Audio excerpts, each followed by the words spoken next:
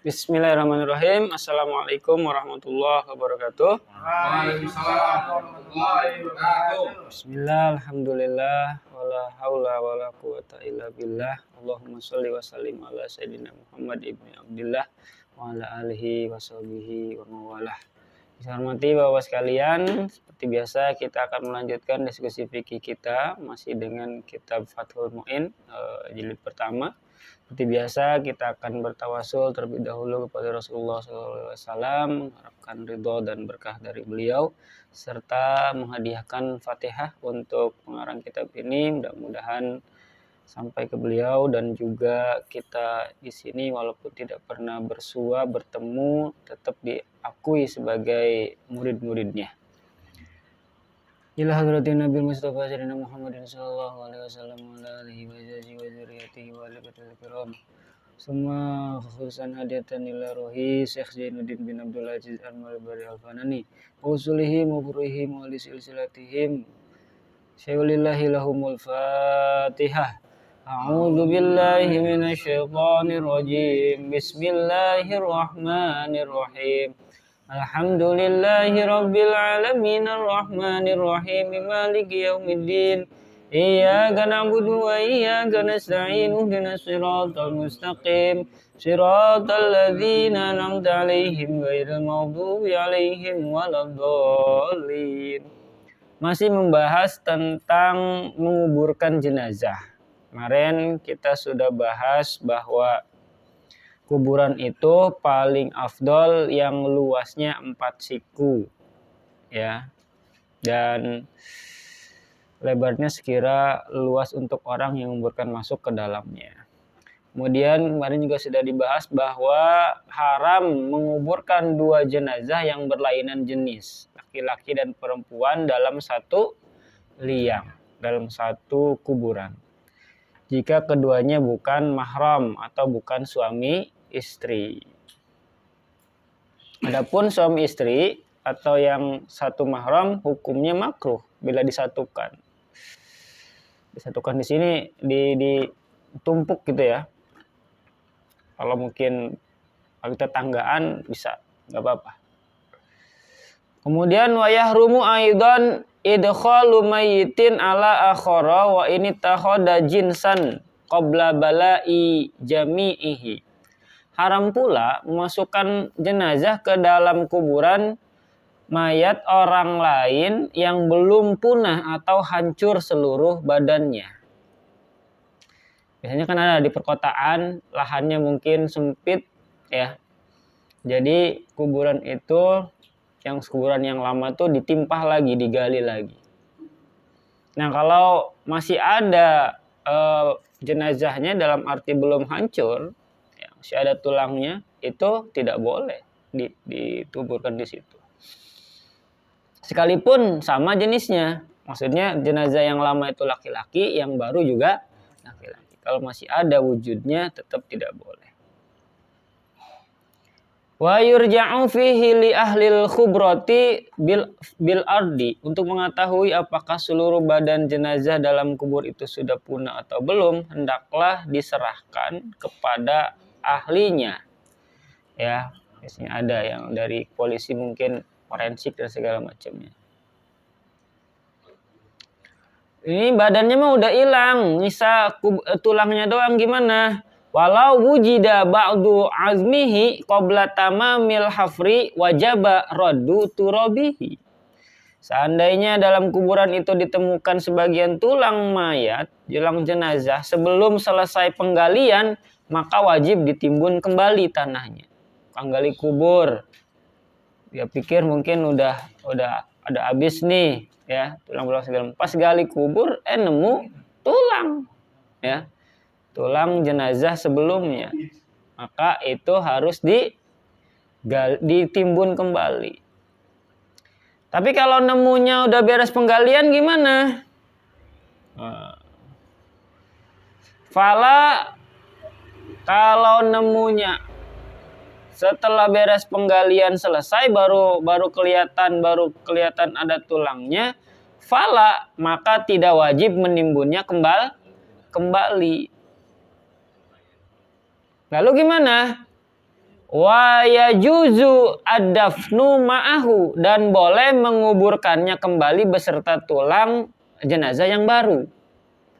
Kali kubur nggak ketahuan tuh masih ada tulangnya kan, beres-beres ketahuan udah beres.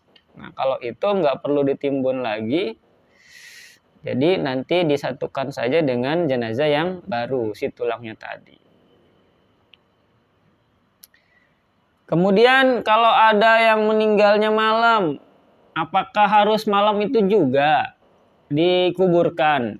Kan afdolnya sesegera mungkin. Wala yukrahu ad-dafnu lailan.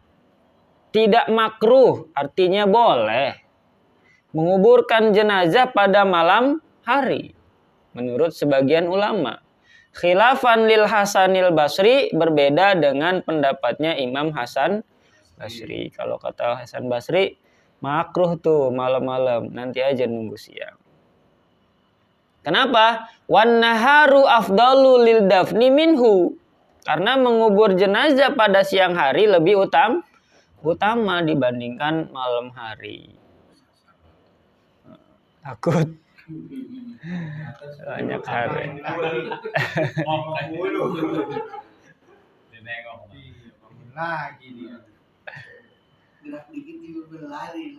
Terus gimana kuburan ketika sudah beres, apakah boleh ditinggikan tanahnya, apalagi sampai sebagian besar mungkin dibangun di plester gitu kan, di tembok. Apa istilahnya? Pakai kijing. Wa yurfa'ul qabru. Sini enggak ada istilahnya apa. Nisan tuh kepalanya ya. Wa yurfa'ul qabru qadra shibrin. Kuburan itu disunahkan ditinggikan sedikit sekadar 1 jengkal. Jadi sunahnya 1 jengkal dari wilayah datar sekitarnya. Ya. Nudban wa tasfihuhu aula min tasnimihi, dan meratakannya lebih baik daripada meninggikannya dengan tembok. Jadi daripada ditembok lebih baik diratain dengan di sekitarnya, tapi afdolnya dikasih jeda 1 jengkal. Gitu.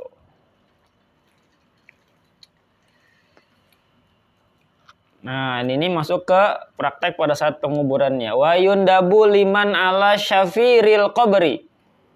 Orang yang berada di pinggir kuburan, berarti dia ikut masuk gak? Masuk. Enggak. Di pinggir. Ketika mengubur jenazah, yundabu disunahkan ayyahsyiya salasa hasayatin, mengepal tanah 3 kepalan. Ya, biyadaihi, dengan kedua tangannya. Kepal-kepal. Kemarin kata Mas Pras kalau di wilayahnya kelakunya itu tanah utuh tapi dibuat pakai apa buletinnya? Kayak golok, kayak arit gitu ya. Pakai yang tajam gitu ya. Nah, sambil ngepal-ngepal itu sunahnya ma'al aula qailan ma'al ula minha khalaqnakum. Jadi kepalan pertama tuh sambil membaca minha khalaqnakum. Minha itu dari tanah inilah kamu tuh diciptakan. Minha khalaq, jadi sambil ngepal-ngepal kita baca doanya minha khalaqnakum. Kepalan yang pertama, wa ma'asaniyah. Kemudian kepalan yang kedua bacaannya wa fiha nu'idukum. Ya, fiha nu'idukum. Kemudian kepalan yang ketiga wa ma'asalisa wa minha nukhrijukum taratan ukhra. Dari sana kita diciptakan. Kemudian wa fiha, di dalam sana kita akan dikembalikan. Wa minha nukhrijukum, dan nanti di yaumil ba'ats wa minha lagi, Dan dari situ juga nukhrijukum, kita akan dikeluarkan. Manusia kan asal dari tanah. Pada zaman saat Nabi Adam. Kalau sekarang anak cucunya dari saripati tanah. Laki-laki makan makanan yang ada. Ini semua kan dari tumbuhan. Ya. Tumbuhan ditanamnya di tanah. Dari susu itu mah daging. Daging sapi. Sapi makannya rumput ditanam di. Nah, tetap saripati tanah. Gitu. Ya, maka wa minha khalaqnakum, dari sana kita diciptakan, wa fiha nu'idukum, ke sana juga kita akan dikembalikan, wa minha nukhrijukum, dari sana juga kita akan dikeluarkan kembali pada saat yaumul ba'ats, hari kebangkitan setelah kiamat. Lalu ditaruh di mana? Lalu diletakkan di dekat kepala jenazah, sebagaimana sunnah dari Nabi Muhammad SAW yang diriwayatkan oleh Imam Baihaqi. Menurut keterangan Imam Taqiyuddin yang bersumber dari Abu Abdullah Muhammad Al-Hafidh, Nabi Muhammad SAW bersabda, "Man akhadha min turabil qabri," barang siapa yang mengambil tanah kuburan. Kalau sampai situ doang. Haladafni biyadaihi, dengan tangannya ketika mengubur jenazah, wa qara'a alaihi, kemudian membaca surah Inna anzalnahu fi lailatil wa ma adraka ma, dan seterusnya sampai selesai. Apa fadilahnya? Berapa kali? Sab'a maratin, sebanyak 7 kali. Wa ja'alahu ma'al mayyiti, lalu diletakkan di dalam kafan atau di samping kafan jenazah tadi, ya, fi kafnihi, di dalam kuburannya, au qabrihi, atau di dalam kuburannya, lam yu'azzab zalikal mayyit fil qabri, niscaya jenazah itu tidak akan mendapat siksa kubur. Tuh. Nah, perlu ditelisik lagi nih, ini hadisnya dhaif, hasan, atau dan seterusnya. Tapi ini kita berbicara fadilah, keutamaan, ya. Intinya apa? Ya, didoain, ya, supaya didoain, dibacain ayat-ayat suci Al-Qur'an, dihadiahkan untuk si jenazah. Kemudian ada lagi nih yang sering kelaku di kita juga. Muhimmah, sebuah penting, catatan. Yusannu wad'u jaridatin, disunahkan meletakkan pelepah kurma. Sini nggak ada kurma. Masa ada yang meninggal ke Arab dulu nyari kurma? Di Bogor ada nggak kurma? Boleh diganti dengan apa? Pelepah kelapa atau yang sejenisnya.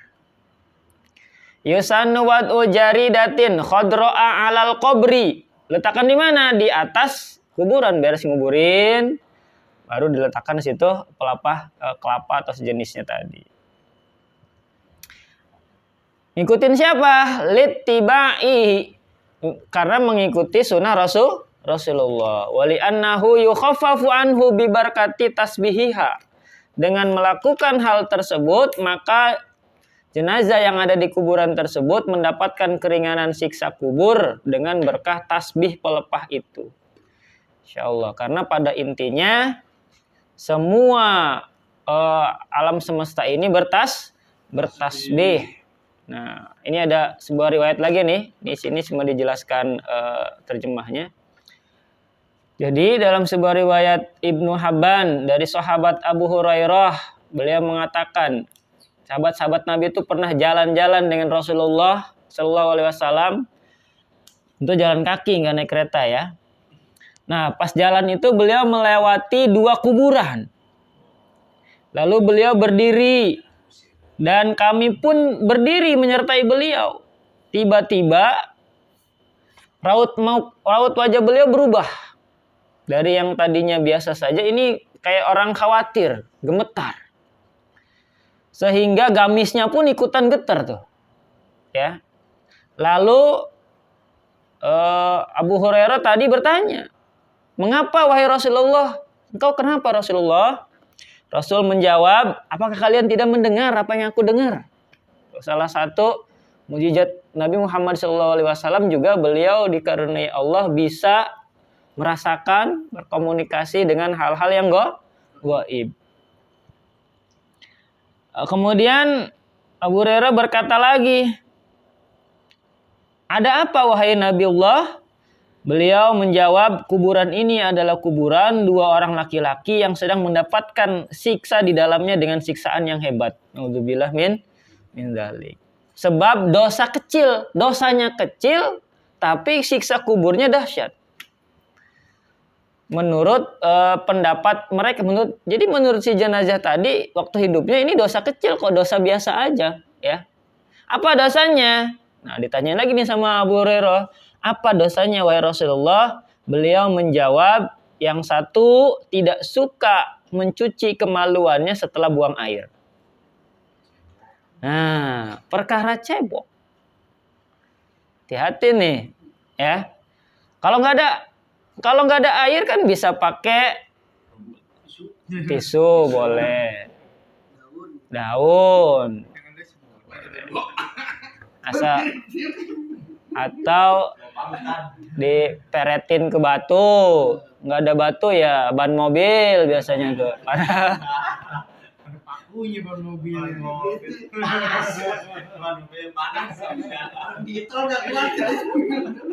Yang penting sisa asar ataupun sisa dari air kecilnya tadi itu hilang. Menurut kita sepele kan? Nah, tapi Masya Allah ternyata dampaknya di kuburan sebegitu hebat siksanya. Itu yang pertama tuh.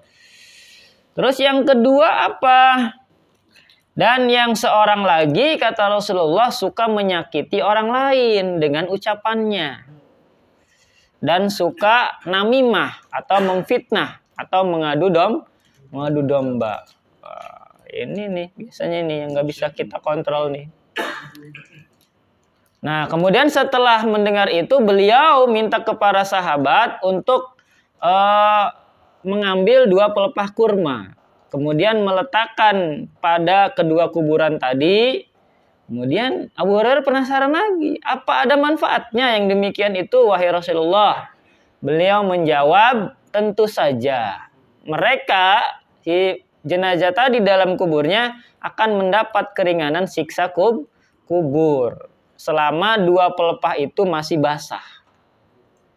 Nah, makanya kalau deket tuh kuburan orang tua kita, sering-sering itu ambil pelepah kurma, ntar kering ganti. Asal izin, kelapa gitu kan. Asal izin sama yang punya. Ini pelepah itunya kelapanya habis bekas nyuri. Ya bukannya ngurangin siksa kubur itu.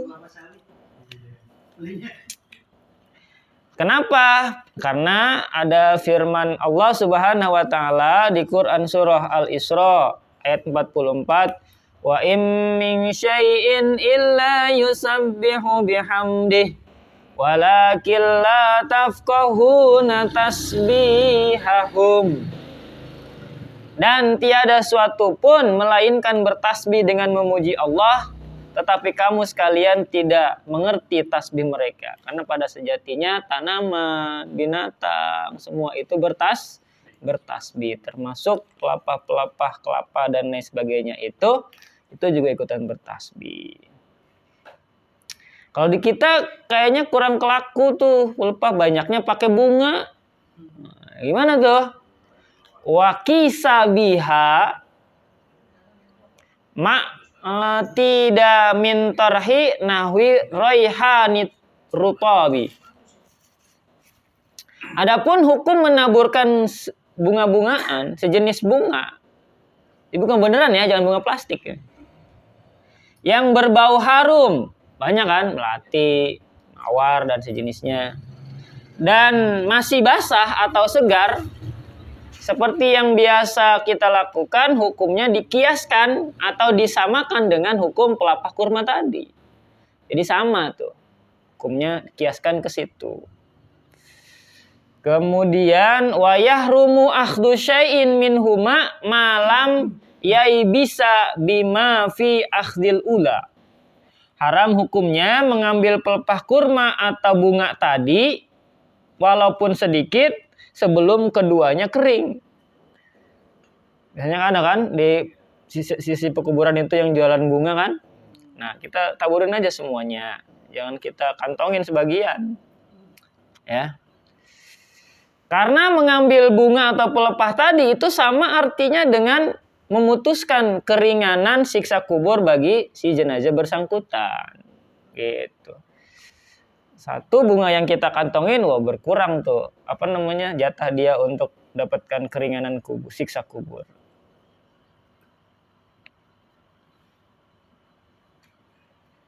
Itu kalau di Jawa namanya nyekar, Pak. Ya, sama di sini juga. Itu bunga. Nyekar, betul. Kamboja gitu ya. Sama itu. Kiasnya ke situ. So, jangan pohon beringin, nanti rusak kuburannya. Lebih angker lagi beringin. Berarti lebih bagus di tanah hidup terus dia. Bisa. Bertasbih terus.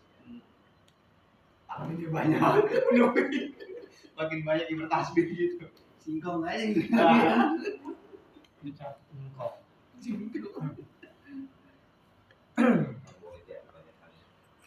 Al-Mansuri anhu sallallahu alaihi wasallam, hal ini sebagaimana asar yang diriwayatkan Nabi Muhammad sallallahu alaihi wasallam. Wa fi tsaniyati, sedangkan mengambil bunga yang berbau harum min tafwiti haqqil mayyiti berarti sama dengan memutuskan hak mayat. Kenapa? Birtiyahil malaikati nazilina, sebab para malaikat yang turun dari langit senang pada bau harum. Lidzalika qalahu Syekhona Ibnu Hajar wa Ziyadin. Demikian menurut keterangan dari guru-guru pengarang kitab ini, yaitu Imam Ibnu Hajar dan Ibnu Ziyad.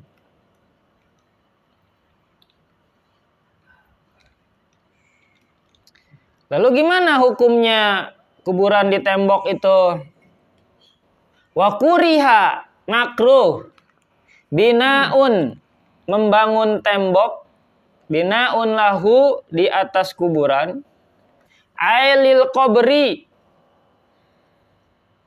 maupun yang di dalam liangnya sekalipun dibangun kayak sumur gitu kan, mungkin di tembok. Itu makruh tuh. Atau di atasnya juga makruh. Kecuali makruhnya kenapa? Lisehatin nahwi anhu bila hajatin. Karena tidak ada darurat. Jadi kalau darurat misalkan tanahnya mungkin Pak Ji? Gampang geser gitu ya. Tanahnya bergerak itu boleh, nggak apa-apa. Tapi kalau tanahnya stabil, ya nggak ada kemungkinan itu, kecil kalaupun ada, itu hukumnya makruh.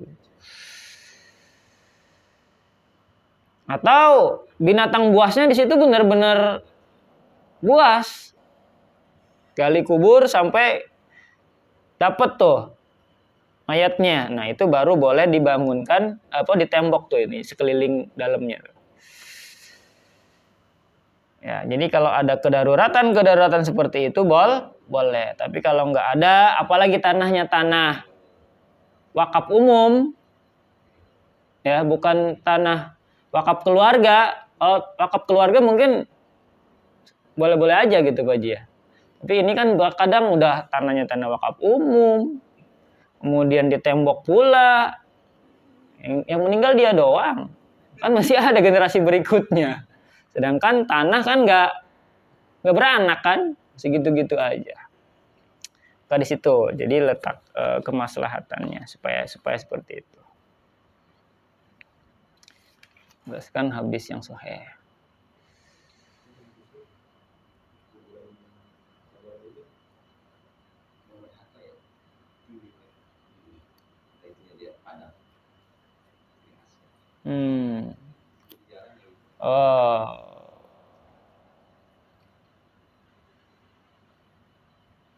Nah, bahkan ini yang makruh itu ternyata kalau di tanah sendiri Pak Haji nih, ada keterangannya.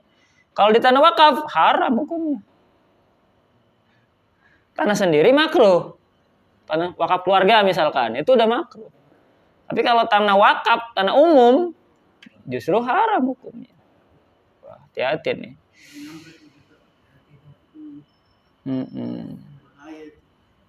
Nah, di sini keterangannya wa mahalu karohatil bina'i idza kana bimilkihi.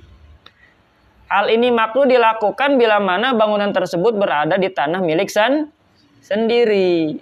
Fa in kana bina'u nafsil qabri, namun kalau bangunan itu sendiri tidak dalam keadaan darurat, bighairi hajah, enggak ada keperluan, mimma marra aw nahwi kubihi alaihi bimusabbalah.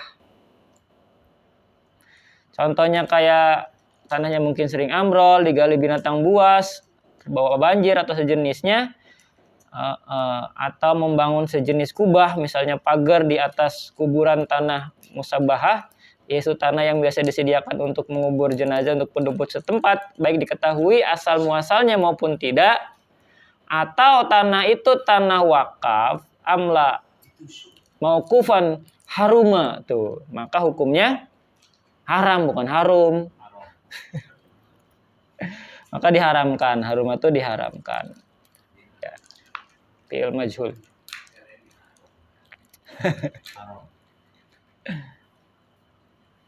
Nah, kalau udah ada wahudima wujuban, wajib dirobohkan. Di sebelah sana tuh. Tanah siapa itu? Tanah pribadi mungkin. Makruh aja. Tapi kalau di tanah wakaf di sini wahudima wujuban, wajib dirobohkan. Dosanya yang dikubur apa yang membangun itu? Yang ngebangun lah. Yang membangun itu. Yang dikubur nggak? Masih disuruh bayar juga lagi. Kecuali dia wasiat. Nanti kuburannya gedein ya. Taruhnya wakaf. Li'annahu yata'abbadu, kena apa elatnya, apa alasannya? Li'annahu yata'abbadu ba'da imni hakil mayyiti. Tadi wajib dirobohkan sebab bangunan tersebut akan tetap berdiri walaupun mayatnya sudah punah. Kemudian dampaknya dengan demikian berarti mempersempit kepentingan kaum muslimin lainnya yang dalam hal ini menurut syara tidak perlu. Tadi generasi berikutnya kan masih ada orang gitu. Kecuali dia generasi terakhir mungkin. Setelah itu manusia punah. Ya, serada.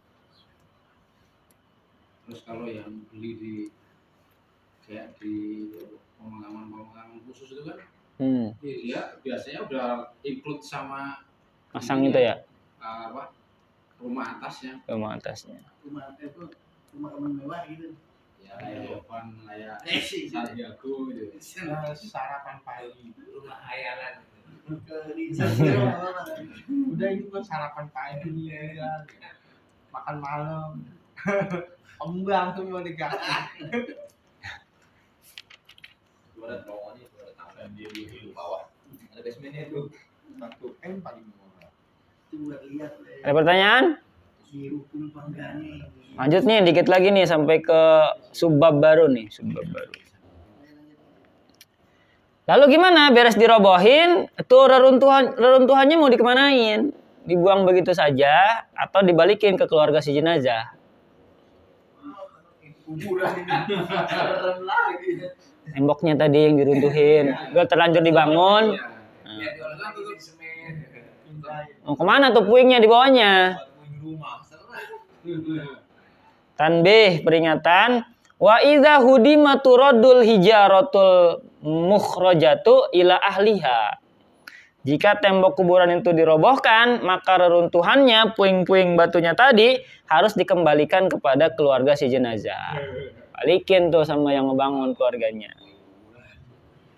Kalau keluarganya udah nggak ada, udah pada pindah ya ke lain kota misalkan, in urifu au yukhla bainahuma wa illa famalu dha'i'un.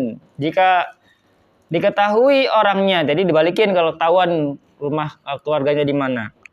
Atau antara runtuhan batu dan keluarganya dibiarkan begitu saja kalau keluarga mayat itu tidak Kalau nggak ada yang tahu, udah biarin aja di situ.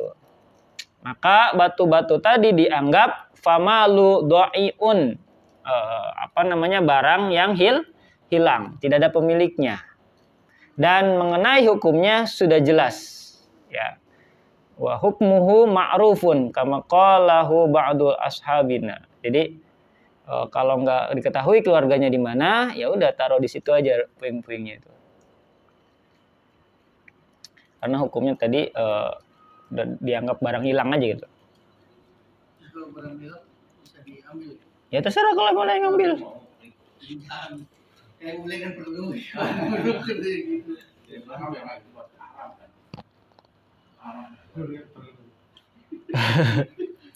Erik mau bangun kan jalan menurut rumah Erik. Itu barang itu diharap, dipakainya lebih harap. Ya kan udah ini barang bebas gitu. Pak mau nanya Pak. Enggak. Jadi situasinya itu ketika pemakaman itu digusur, otomatis kan dipindah. Nah itu nanti prosesinya seperti apa? Apakah sama seperti mayat baru atau bagaimana? Tentu kalau dilihat masih kuburannya kuburan lama apa masih ada yang baru juga. Tentu beda perlakuannya. Kalau kuburannya udah lama dan nggak ada tadi sisa-sisa si tulang tadi, ya berarti aman. Maksudnya perlu ada prosesi penguburan ulang. Tapi kalau masih ada misalkan kuburan yang masih baru, jenazahnya mungkin sebagian masih ada, daging segala macamnya, nah tinggal dimakamin aja. Itunya, pemindahannya. Tapi kalau tinggal tulangnya aja dipindahin ke kuburan yang baru. Gitu. Nggak mesti dimandiin, disolatin lagi, nggak usah. Ya maksudnya prosesinya itu loh. Dikasih tanah dan macam-macamnya itu. Sama gitu. Prosesi penguburannya kan? Iya. Sama. Iya. Terus kalau itu nanti dibungkus mori ya kain kafan nggak si tulang-tulangnya? Ya. Oh ya. Kalau misalkan jenazahnya masih baru dan masih lengkap tulang-tulangnya, pakai itu lagi kain kafan. Kalau yang sudah tinggal 1, 2 segala macam, ya tetap pakai kain kafan pas penguburan ulang itu. Jadi tulang-tulang tadi dihimpun. Bukan gitu ya. Tambahin lagi bungkus lah. Dibungkus.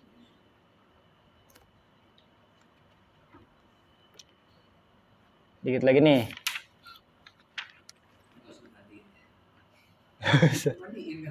Mandiin bau lagi. Kecuali kayak masih ada wujudnya gitu kan. Wa qala syekhuna Azamzamiyu idza baliyal mayitu wa arada warasatuhu anil hijarah. Syekhuna Zamzami berkata, bila mana mayat itu sudah punah dan ahli warisnya membiarkan reruntuhan batu bekas tembok tersebut, maka boleh mengubur jenazah yang lainnya. Dengan membiarkan reruntuhan batu itu tidak bertentangan dengan keadaan adat yang berlaku. Jadi boleh tuh. Kalau yakin udah lama nih sekian tahun, reruntuhan tadi dibongkar lagi, kemudian ditumpuk di situ jenazah yang baru, nggak jadi masalah. Nih sering nih kita lakuin lagi nih berikut nih. Wa kuriha wat'un alaihi, makruh menginjak kuburan orang muslim. Ai ala qabri muslimin walau muhaddaron, sekalipun kuburan orang yang meninggal mati dalam keadaan hina atau tercela. Ya. Umpamanya orang yang meninggalkan sholat, ya, sekalipun orang itu waktu hidupnya ahli maksiat, ya, hina, tapi selama dia masih muslim, maka makruh kita menginjak kuburannya. Sampai kapan? Qabla balaihi, sebelum mayatnya punah. Tadi itu sebelum habis dah dimakan, maksudnya bercampur dengan tanah. Ila li darurah, kecuali karena darurat. Apa? Ka'alam yasil li qabrihi mayitihi, umpamanya tidak dapat mengubur mayat ahlinya tanpa menginjak. Nah, saking sempitnya mungkin kan.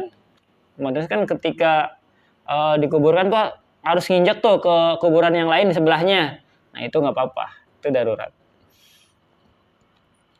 Lalu yang ziarah gimana? Wah ini banyak nih kita nih. Ka'alam yasili qabri maitihi bidunihi wa kadzama yuridu ziyaratan. Nah, keadaan darurat itu juga berlaku bagi orang yang bermaksud ziarah.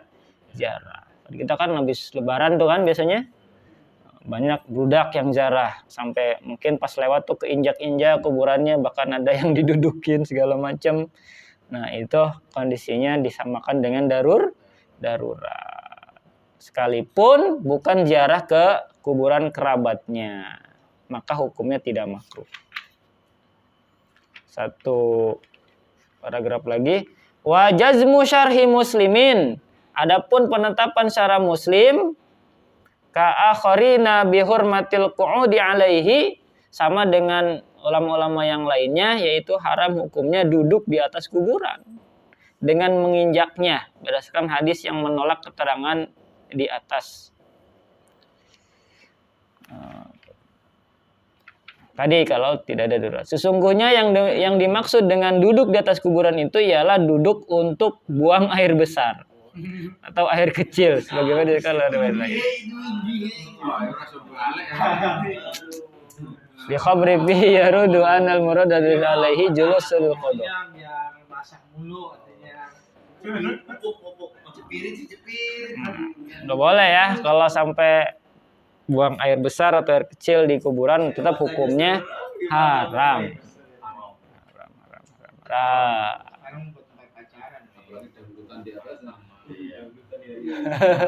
Injek-injek. Nggak ada tempat lain.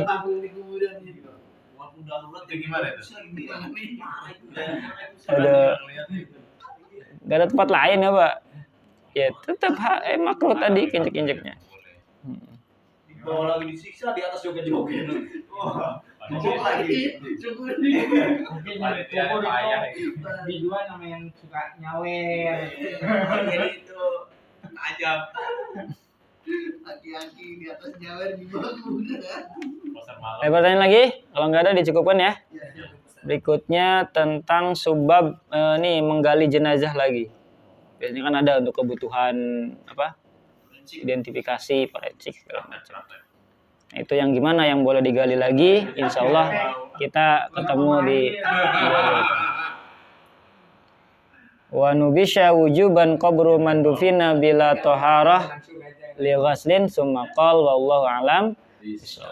Demikian untuk diskusi kita hari ini. Mudah-mudahan ada manfaatnya dan menambah wawasan setidaknya, dan bisa kita amalkan tadi, menghindari menginjak kuburan segala macam. Sekarang kita tahu hukumnya makruh gitu kan. Kemudian tadi membangun tembok buat permanen itu juga tadi diharamkan. Kalau tanahnya tanah wakaf, kalau tanahnya tanah milik pribadi, hukumnya makruh. Demikian, mohon maaf apabila ada penjelasan yang kurang pas, kurang berkenan. Bila taufiq wal hidayah. Assalamualaikum warahmatullahi wabarakatuh. Waalaikumsalam warahmatullahi wabarakatuh. Alhamdulillah.